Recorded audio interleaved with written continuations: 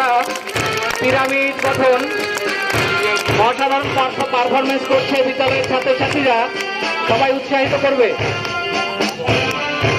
সুভাষগঞ্জ উচ্চ বিদ্যালয়ের শীতকালীন বাৎসরিক ক্রীড়া প্রতিযোগিতা 2024 চলছে।